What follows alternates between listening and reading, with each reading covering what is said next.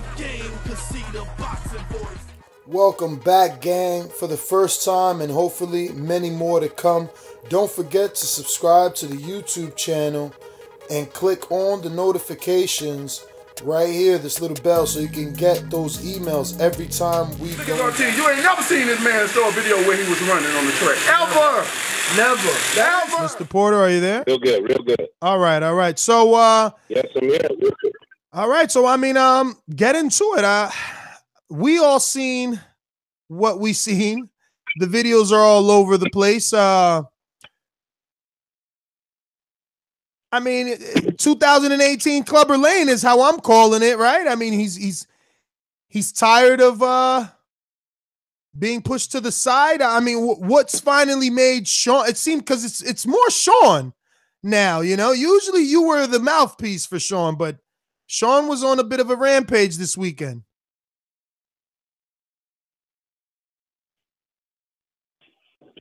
Yeah, he did that, you know, on his own. That was, you know, his feelings, his thoughts. I didn't know anything about it. I actually wasn't even with him when the first situation happened with Keith. He took it upon himself to come up behind Keith and touch him from behind and startle him a little bit. And in my opinion, not because he's my son, just anybody that I was watching in this situation, he punked Keith in every situation that they were in. Every question he asked Keith, he punked him. Then he got logical on him. Then he got funny on him. Then he got mad at him. And he punked him in every situation that they were in. I mean, and then at the end of the deal, he said, just so you know, and everybody here understands, the reason the welterweight division is being held up is because this man is not man enough to fight. Keith had no answer for that either. He just got punked all weekend.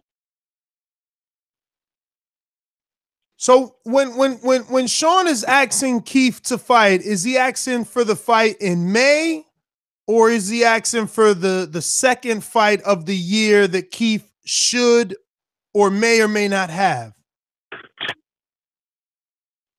I don't know, because I didn't ask Sean if he was trying to push it for May, but I mean, the logical thought on my behalf would be sit down to the table and negotiate the fight.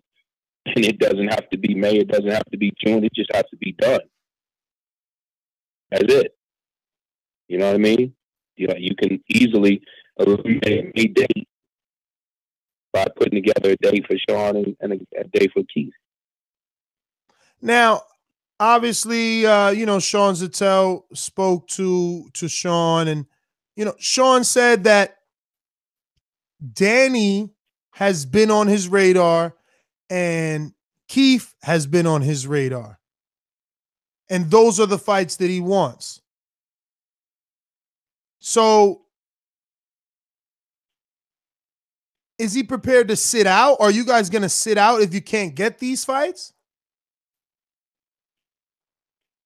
No, we're not going to sit out if we can't get the fights, but the common logic would be that since we're the mandatory, Keith is going to have to negotiate with us in order to fight someone else. You got to do that. Just the way it is. Other than that, my eyes and what I've seen from this weekend, Keith Thurman and also Danny Garcia both got bitched, and they become bitches the rest of the way. Point blank and simple. That's what it is. I mean, I would be remiss if Sean decided to turn back and say, "Oh, I ain't gonna even bother them no more." The hell with that. If they want to run off and be like that, then treat them that way. That's the way they're supposed to be treated, like a prostitute. Keep it moving. Ken, I'm actually shocked to hear you take that stance, because it's funny. I mean, one could easily say you guys are doing, not you guys only, but the entire welterweight division is doing the same to Errol Spence. Nobody's doing that. You understand what it means to work for a company and build yourself up in a company to make a certain amount of money in that company. You do understand also, if you leave that company and go to another company, now you're going to have to start from the bottom. So whatever I've been paying the WBC to be ranked, you now want me to give someone else that same amount of money. So I'm just supposed to throw away all the money that we've been spending with the WBC, because you do know every time we fight for them, we pay sanctioning fees. And that's not $20,000. That's not $30,000. Brother, that's a lot of money. That's a lot of money. So anybody who's looking at this who do not understand, there is a sanctioning fee that is paid. So we pay for that shit to beat Berto. We pay for that same shit again to beat Adrian Granados. And now we're supposed to just say, "Oh, we invested in something. We're not gonna get back the investment. We don't want the investment back. We just gave away hundreds of thousands of dollars, and we don't give a shit. We don't care. It's bullshit, and it has nothing to do with Errol Spence. Everybody should know that by now. Everybody should be able to understand that, or you guys should be able to relay that information to them and say, "Oh, hey, whoever, what did they do yesterday? They had Ugas fight for the right to fight Errol Spence. How the hell are we going to jump past Ugas now? Ugas got a legal right to fight that man. A legal right. He paid a sanctioning fee yesterday. But we're not even ranked with the IBF. But Ken, the way so again, why would I even want to fight? Why would I want to fight anybody for the IBF title? Why would I want to do that? If I'm not ranked with them and I'm going to have to pay them, okay, so I got to pay what, $100,000 to fight somebody, but I've already paid $200,000 on the other side. What happens to my money? Just to make someone happy? But it's a world title shot. That makes no sense whatsoever. You wouldn't do it. It's a world title shot, though. It doesn't matter that it's a world title shot. I want you to give me back the $250,000 that we gave to WBC. I need you to do that for me. Well, give me that back. I mean, I was just with IBF. I was just with Deontay Wilder. I'm gonna go over to the IBF. I was just gonna say I was with Deontay Wilder. He said the sanctioning fees for his fights are $40,000.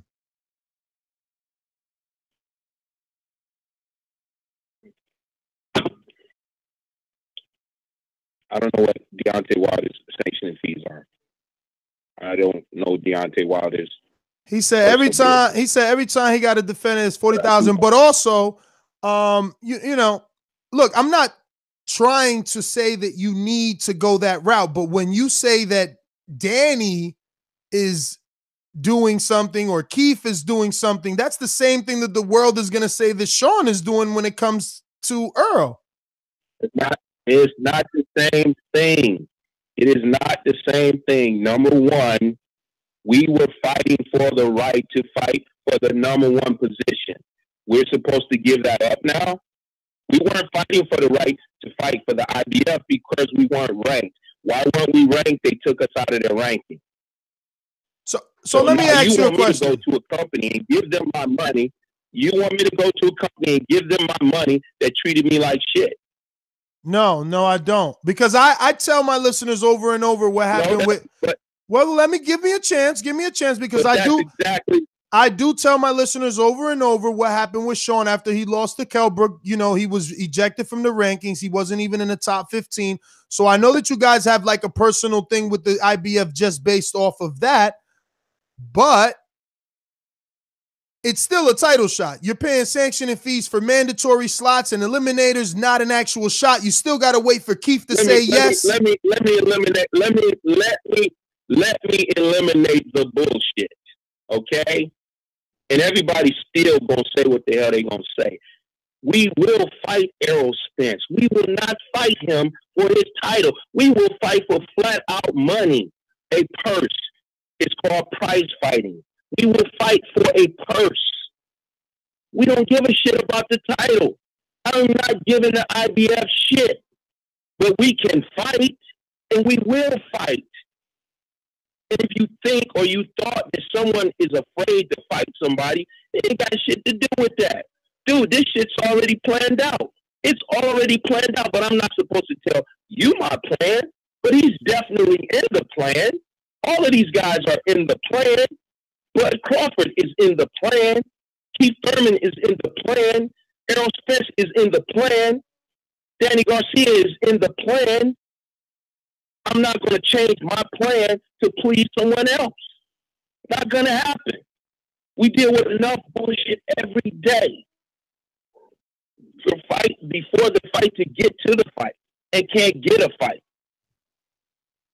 Okay, so the same situation that Errol is, if he's saying that he's dealing with that he can't get a fight or some shit like, what do you think everybody felt like when they all wanted to fight Mayweather? Nobody could get that fight.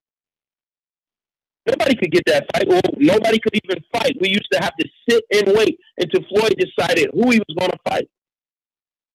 Nobody could fight. We'd have to sit all year long. Everybody, the whole welterweight division, we just have to sit around and wait until Floyd decided to fight. And then once he finally decided to fight, then everybody else could start fighting. Just total bullshit. So it ain't got nothing to do with it. But Keith isn't Floyd. Keith, but Ken, fight each other. We're standing here.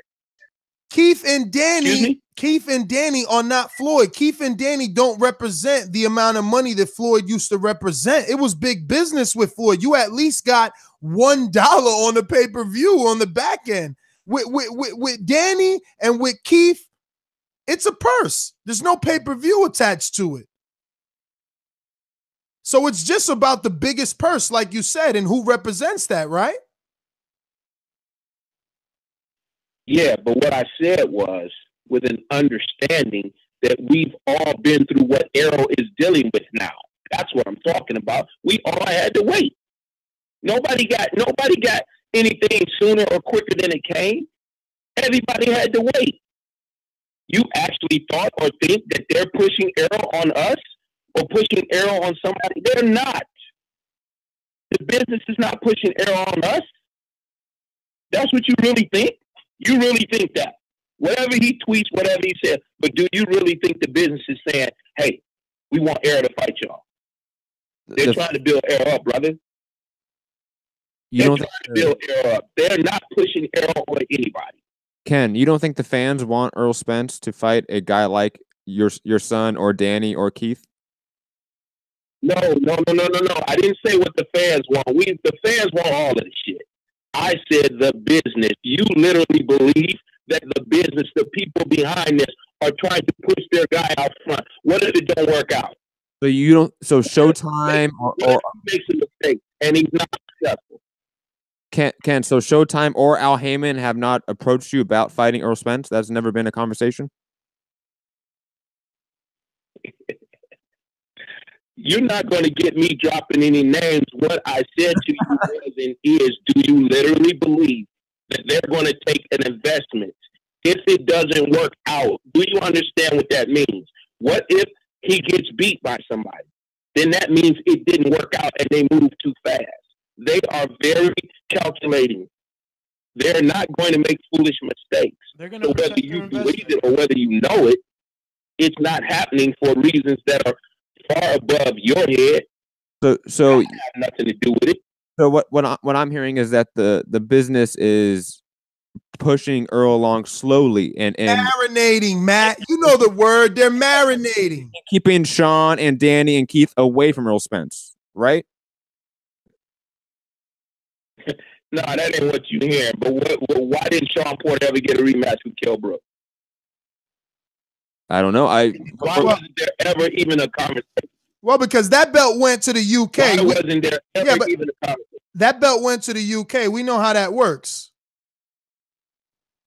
That belt went to the UK. Go check out the next two people he fought. They weren't UK fighters. But they were foreigners though. Jojo Dan and Kevin Bizier, because they were associated with Lou DiBella. Who are they signed with? Yeah, I know that I know who they're signed with. I know who they're signed with. That's what I said, because of their association. Jojo Dan has always been with Lou DiBella, so obviously he has some association with Al Heyman. But so okay, so you're saying they're keeping you away? They kept them away from you. You couldn't see that? I just don't understand why. He dropped from the top 25. I just don't see. He didn't get a chance to rematch anything. It was never even a conversation. He was dropped out of the rankings. At least we're in the conversation to fight Keith Thurman. At least we're in the rankings to fight Keith Thurman. There's a little bit of light at the end of the tunnel for us where he's concerned. And the other guy is ranked number 2. We're all ranked together. That kind of like is the reason why we possibly should be fighting each other. They're all WBC fighters, and they're all ranked right there together. And those were mandatory fights that Sean fought in, which made him a mandatory to fight Keith Thurman. Let me ask you something. There was an announcement made by the WBC president for Sean Porter, #1, to fight Danny Garcia, #2. But Danny continued to say he didn't know anything about it. So that's the reason why Sean got up in there and let him know the bullshit is over with. Let everybody know you do know, you did know. Everybody understands that I want to fight. What he decides to do with it is up to him. Sean, I mean, Ken, but why do you guys always have to chase down the fight? I mean, you're supposed to be with Al Heyman. Earl gets what he wants. Keith gets what he wants. Danny gets what he wants. Why are you guys like the stepchilds of the Heyman boxing? Why you got to fly around? Why do you? Well, I'm going based off. I'm going based off what we hear. Based off what we see. Excuse me? I'm going based off what we see. Sean is flying to New York at 1 point 2 years ago, wasn't it? Or a year and a half ago, to do the same thing he did this time. He's been wanting the Danny fight. He had to do the same thing to Keith. He had to bully. The young man said he was tailor-made for him. So we just thought, okay, great. Somebody wants to fight us. We want the fight. Let's go over there and make it happen. Okay. And he didn't really want that fight. But you can see he doesn't want that fight now. He's talking about sparring. Who said some shit like that? We came to fight and you want to spar. He said we can take it like that. We can take it to the street. Yeah, but you literally don't want to put your ass on the line. Because what Brandon Rios did, that's about like fucking like that's like on a level that's like. I mean, do you think Kenny that just made Brandon was coming at about 50% of what Sean can do. So Kenny, don't for a second. Maybe it's just that you know, protecting the investment, so to speak. These guys are just trying to avoid Sean at every corner because they know that he's a tough fighter and that could be a potential upset on their investment, and that's just what it is. Okay. All right. Next.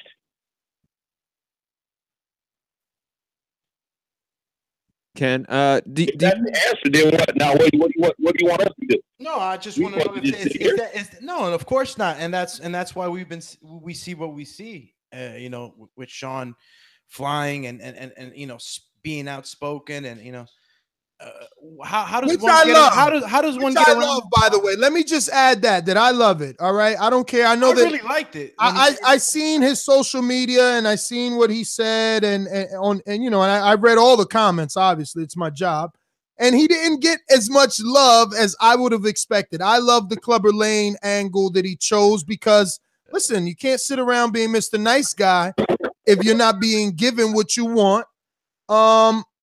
And I think he needs to continue to do it. That's the only way that, Shane Mosley got the Mayweather fight.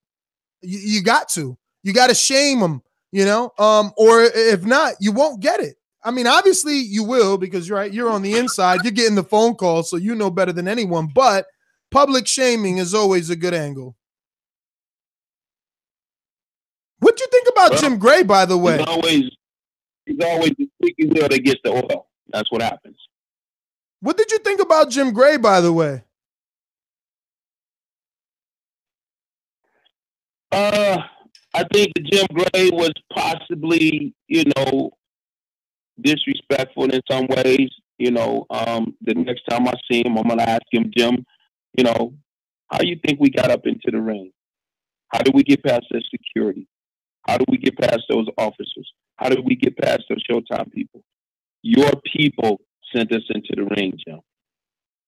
So the next time that we get up in that ring, remember that your people sent us into the ring. He actually said that. He invited you guys into it is what it is. Excuse me? No, I saw in the ESN clip that he actually did say that he invited you guys into the ring. Who said that? Danny. Danny Garcia said that? Yeah, on the Danny? ESN news clip. Yeah, he probably was just trying to show face. I don't know. Ken is saying that Showtime definitely You told him. guys really think Danny invited us into the ring? Come on. Listen, and I quote, Come on. I don't know why I invited him to the stage. And that was a clip backstage that was videographed by ESN News, our friend Ellie Setback. And that's a quote. Who am I speaking to? Oh, this is Alex. Alex Linus. That's Alex. You met him in Gleason's. Are you the same guy that yeah. Are you the same guy that actually believes that Danny Garcia didn't know for the last 2 years we wanted to fight him? Every time he does an interview and says, nobody never told me they want to fight me. Nah. I'm definitely not the guy that falls for those, man. I know what goes on in the game.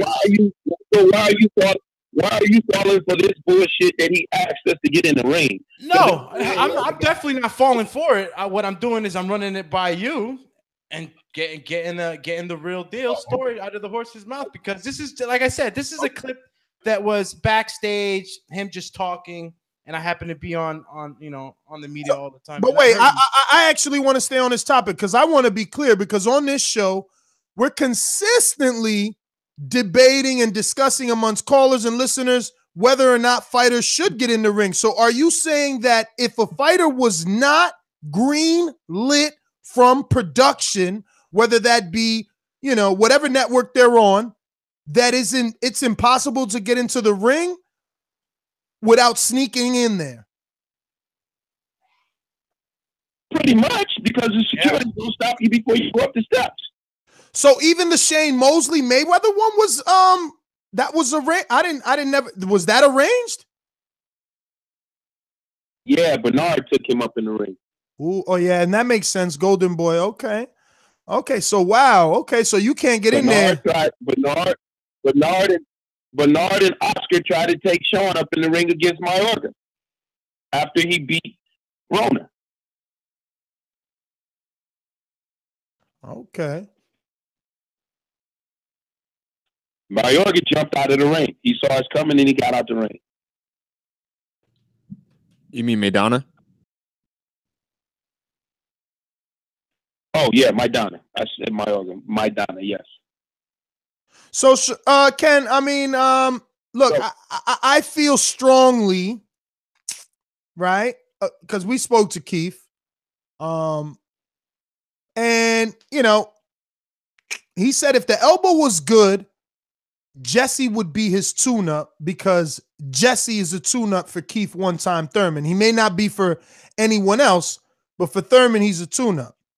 And if that were the case, he would definitely fight Sean in the end of the year, because he feels, that it was a tight fight, but he's watched it over and over, and he knows most certainly he will get the knockout this time. Now, I know you're going to say, well, then just fight us then. Why is it hard for him to say he'll fight us?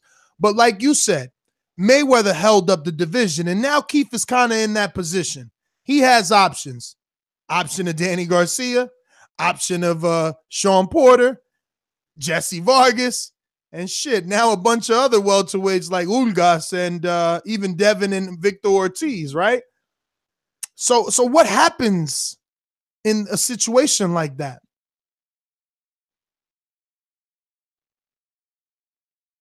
Gotta let it play itself out. And this is what I call the fight before the fight. So we're gonna keep fighting to try to get that fight, or fighting to try to get the other fight. And shit, the way the shit might wind up, it might wind up, since these guys, because I'm just telling you what I looked at. I seen fear in both of these boys' eyes. Sean punked Keith by himself.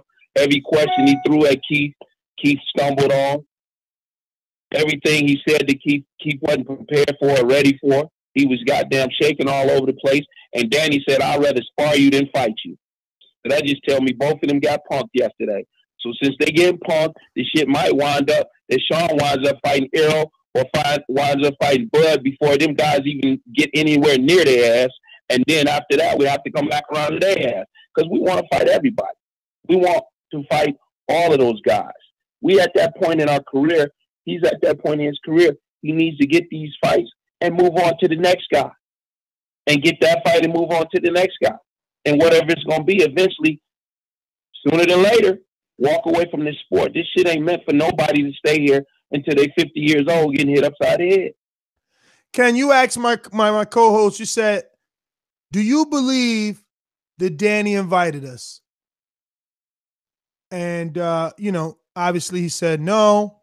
And you said to all of us, do we believe that Danny never got a contract or a call, obviously a verbal contract, because I heard you say on our interview that you did with one of our guys yesterday that no contracts are really given until about a week before. Everything is a verbal until a week before the actual fight when you get some real paperwork. So that being said, if you are sure that Danny received the call, aren't we supposed, and I mean we the public, the boxing public, shouldn't we believe that the same call was given to Sean when Errol Spence says everyone got the call to fight me and only Lamont answered it?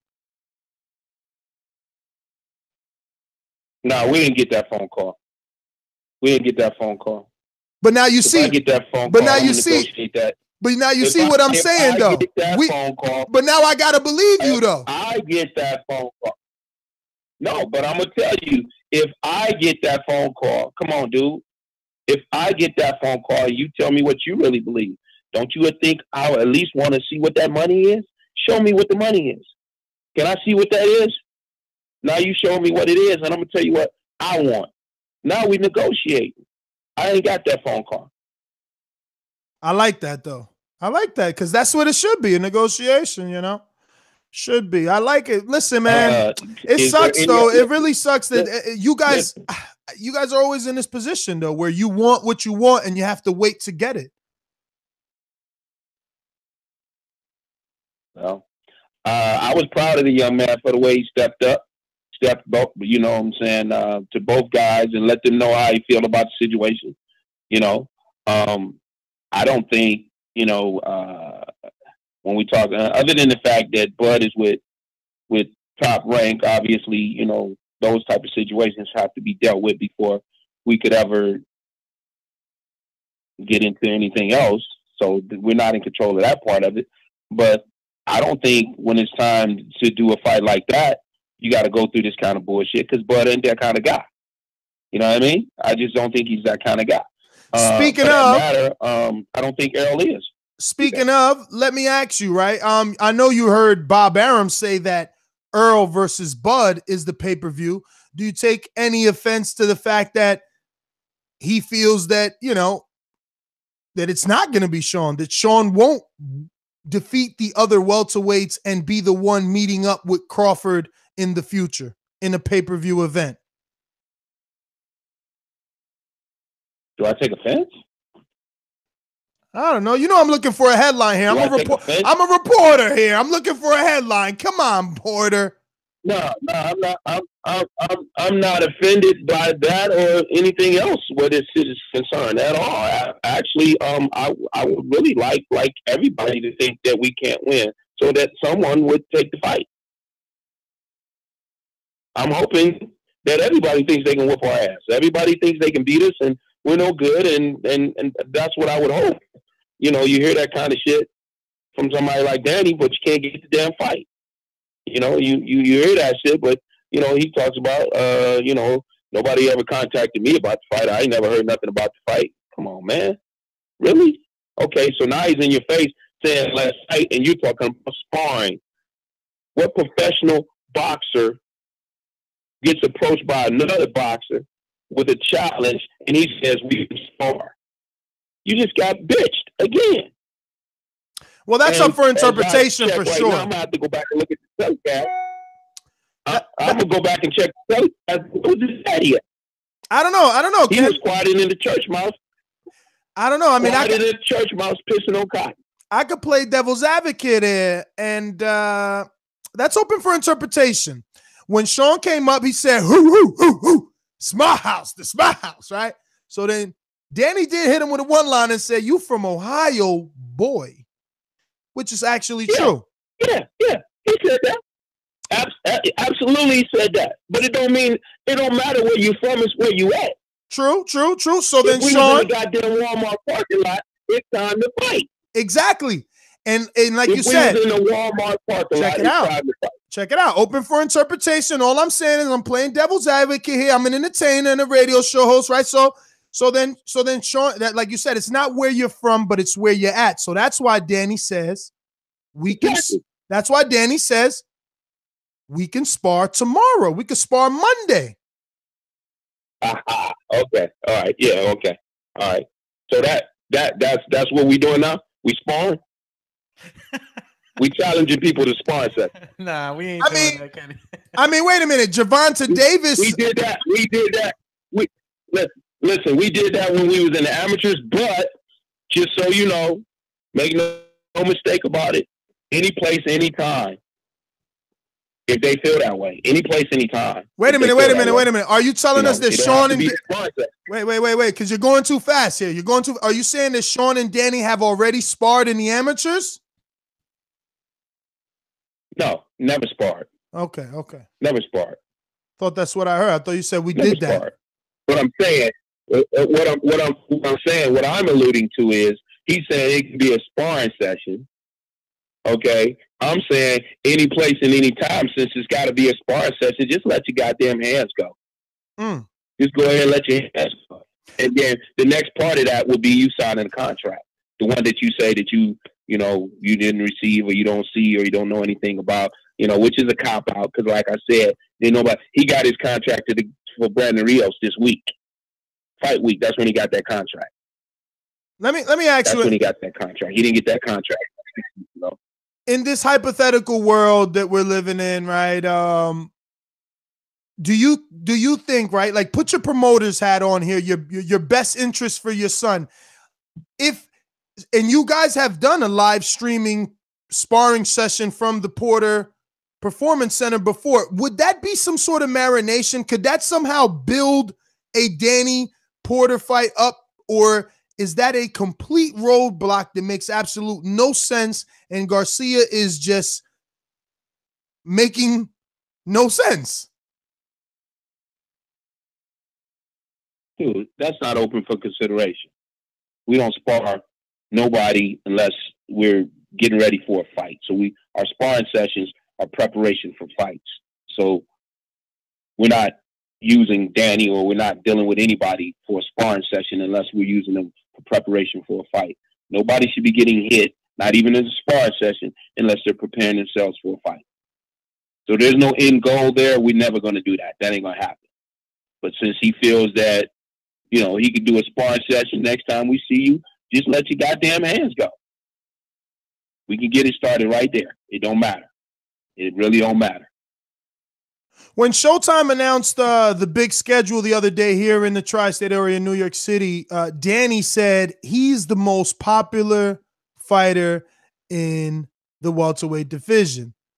Do you agree or disagree?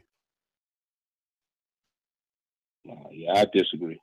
But, everybody has their personal preferences and everybody going to have their own thoughts that they have about themselves. I mean, how the hell are you going to be the most popular and you're not that active, and everybody's the negativity from the opponents that you pick or the opponents that someone else picks for you, and then also some of your decisions being suspect as well.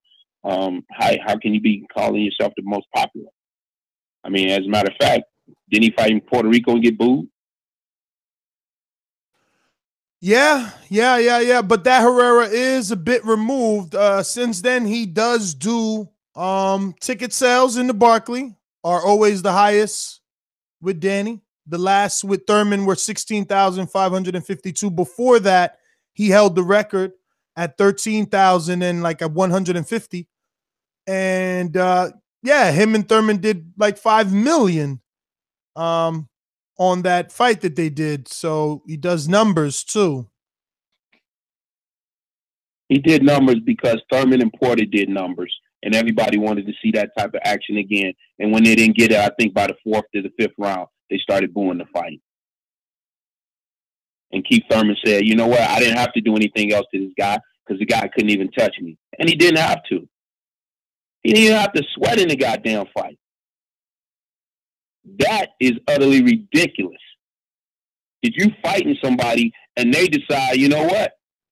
I'm going to just move away from you and you can't even touch me. And Danny couldn't touch him. He literally could not touch him. Running that boy out of that ring. He know he ain't got no business in the ring with Sean Porter. We would run his ass out that ring. What about that statement that Danny and his daddy both know that? What about that statement Danny made? He said, I got the loss, but I broke Keith's elbow.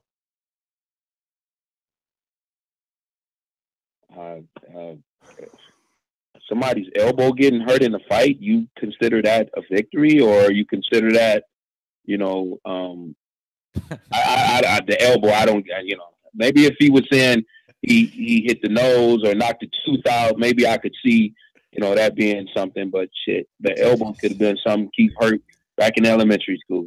He reaching, right? And that's what Keith said. Keith said that was a pre-existing injury he had going into the Porter fight. But Danny believes he broke it. He believes that was he believes he broke his elbow by Keith trying to block a body shot, I believe. Mm-hmm. Maybe if he had caught the rib and it broke the rib, then maybe that's something that we could discuss. But the elbow, I mean, you know, if I send my fighter in there and I tell him to break his elbow, which I've done that before, you know, because I want to get to the ribs, and the elbow breaks, but we don't get to the ribs, then it's still a moot point. Yeah, you broke the elbow, but damn it, we needed to get to the ribs. And we didn't get to the ribs. You needed to become behind that elbow. You didn't get that job done. So we're not, you know, we don't get our hand raised for the elbow victory, or the, if you want to call that, that's just, come on, man. So, Ken, man, before I let you go, that guy still believes he didn't lose the fight, right? Isn't he the guy that believes he didn't lose the fight? Well, a fight week, he posted on his social media, you got to take your L's, whatever. So he finally, you know, came to grips with it. Fight week, this week. Okay. So he's delusional. So he's delusional about the fact that Sean Porter had never tried to reach out to him to make this fight. But we, as you said, 2 years ago, we flew to goddamn New York to try to get a fight. He did everything he could to avoid that situation. But this is the same guy. Oh, I just moved to 147. Why everybody picking on me? You know why we picking on you. We picking on you because you're number 2. Okay? If your name was Robert Johnson and you were number 2, then that's a fight for us as well. Why are we trying to get a fight with Keith? Because we fought a mandatory to fight Keith. And we fought another mandatory to fight Keith. It's just the way it is. But, you know, like I said, it's probably going to come down, since neither one of them guys are, as Sean said to the one of to Keith, you ain't man enough to step up and fight. And the other guy is getting bitched. You know, he want to have a sparring session. You know, so that's how they're going to get treated the whole rest of the way. It'll probably wind up being us with Terrence Crawford and Errol Spence way before them, because them guys ain't going to step up to do the shit. You know what I mean? They're not going to step up to do the shit. And I'm taking those phone calls. If I receive that phone call, I want to know how much money is on the table. I want to know what we can negotiate. And I know what we can, I want to know how much money we can get. What you think you should I'm not get? turning that phone call down. I want that phone call. I guess you have to be looking at, you know, what we previously made. That's a given. But we need to be coming up much higher than that. Why is that? We're not doing it, you know what I'm saying? We're not doing it for what we previously made. Excuse me? Why it needs to be much higher than that if Earl isn't the number 2 guy? Because that's business. That's business. That's negotiation. I'm just supposed to accept what you want to give me? Don't you think the network is paying more money for the fight? But I'm supposed to accept what I got last time? I'm not trying to get involved in that. I don't know. I'm just saying I felt like No, I'm just saying from a standpoint of negotiation, you're not going to expect me to accept the same thing that I previously gotten against Adrian Granados, and I'm now fighting Bud Crawford, or I'm now fighting Errol. No. When I meant, you would look at me and say that. When I meant the previous check, I was talking obviously the Keith check, because we're all assuming the Keith and Porter check is the highest check. We know the Granados was a check that had to take a dip because of the level of competition. So now I'm assuming because Earl is a certain level on that Keith level, that the money would be on that Keith level. Am I right? No, because time has changed, and this is 2018. We're not going to accept what we accepted in 2017, or no, what we accepted in 2016. So you're acknowledging the value of Errol Spence. Then you're acknowledging that the public and the networks are behind him. I'm acknowledging the value of a Danny Garcia, who you said set records at the Barclays. So I want more money there, but I'm at least willing to make the challenge and sit down to the table to negotiate the purse. It's not open for consideration on their behalf. Now let me ask you this. In the case of Errol Spence, in the case of Errol Spence, right?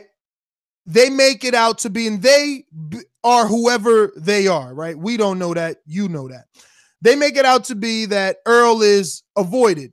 In the case of Danny, he's the A side, right? So do you have the same negotiation power with, per se, a Danny to say, oh, we're not taking what we took last year, where you do with, let's say, an Earl, because he already can't find opponents. So it's like, yo, if you want us to fight this guy, this is what we want, because nobody else ain't fighting him, but you know Sean Porter will fight him like we fought everybody else. Nobody was fighting Kell Brook, we fought him. Nobody was fighting Keith, we fought him. Nobody want to fight Earl, we'll fight him, but we want XXXXX.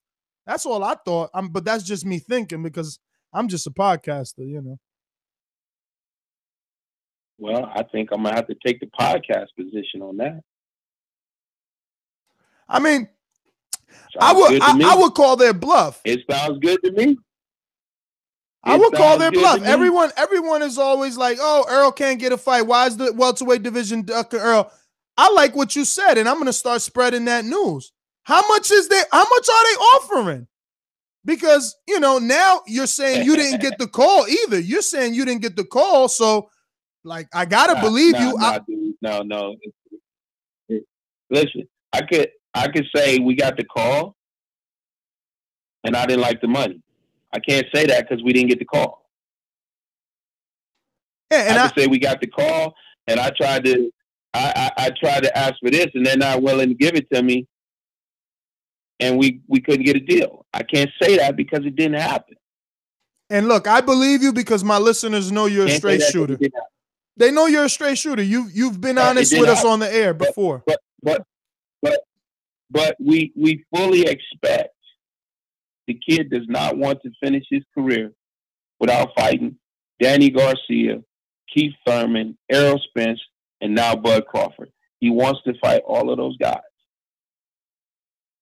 Which order that comes in, how that goes down, we don't know. We're not in control of that. We're just trying to get it done. It looked like it was supposed to have been us and Keith, but that ain't necessarily the order the shit's going to go in, you know?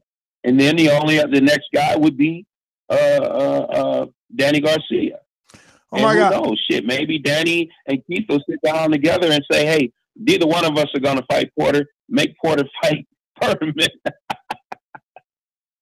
Listen, I could talk to you. I could talk to you all day. So I got to get your thoughts on Bo Mack, Brian McIntyre, right? The trainer of Terrence Crawford, saying on a radio interview with Dante's Boxing out there in your neck of the woods, Las Vegas, a couple of weeks ago, how he and his fighter, well, really, he said his fighter will rip Errol Spence a new asshole. Now, I know you know everybody from the amateurs, so I just wanted to get your thoughts. If that fight were to happen, would Crawford be capable? Because I've spoken to other welterweights, like obviously Keith and, you know, other guys, and they say, let's see what he's going to do because he isn't a full-fledged welterweight. That's what Earl says. Like, I got to see what he's going to do in this division. Like, I'm a real welterweight. He's a smaller guy. Keith says the same thing. Like, let's see what he's going to do before we start saying he's still pound for pound, you know. So where do you feel with this whole Terrence Crawford? Because, you know, a lot of people are on the Bud Crawford train right now that he's moving up to 47. I know them both for over 15 years, probably closer to 16 years. And him and Terrence have been together, it seemed like to me, forever. Hell, I knew Bo when he was fighting professionally. So, you know, if he believes in his fighter, you know, more power to him in that situation. I wouldn't doubt that he don't really believe that. Even though he said it, I don't doubt it that he believes it. I believe he believes it. Is that actually what's going to happen? I don't think that's what's going to happen. There's an adjustment moving up to different weight classes. It always is. It's just, you know, it's the way things go. There is an adjustment. So I don't think that, you know, that's going to happen. But it should be a great fight whenever it happens. If it happens, it should be a great fight. But I don't think that he's going to come in there and do that type of thing. He's got to get past his first guy, which is not as easy as some people might think. This first guy, Horn, right? Yeah, that's not as easy as it looks, you know. But maybe he'll go in there and make it look easy. I mean, it's supposed to be exciting when you got Bud Crawford and you got Errol Spence and you got Sean Porter and you got Danny Garcia and you got Keith Thurman. We're supposed to be excited about this, and these guys should be fighting each other. And I want my kid to fight all of them. If I had my druthers, if I had whatever I want, you know, all right, we fight all these guys, and then you make a decision what you're gonna do with the rest of your life. It's time to move on. You know, so you know, I hope that's, you know, that we have that opportunity. I don't want Bud to move to the 47 weight class and we don't get a chance to fight him. He moves up there, we want to fight, which he's moving up there. So. But obviously you want to fight him after Keith and Danny. There's an order, is there not? Yeah, I mean, you know, Sean is making his decision, and I, as his manager, you know, I have to follow through with what he feels like he wants to do. This is where his heart is at. That's where his desire is at. That's where his passion is at. He's aiming himself towards those guys. He wants to fight them. He wants to fight Keith again. He wants to prove to the world that he can beat Keith. Well, Ken, I want to thank you, obviously, for coming on. It's always a pleasure. We definitely took about 44 minutes of your life, but it's all good. You got plenty to go around. Once again, thank you. Yeah, any social media? You still using the Instagram, right? The Instagram, Porter High Performance, PORTERHY Performance, PERFORMANCE. And Sean's is Showtime Sean P for Twitter, Facebook, Instagram.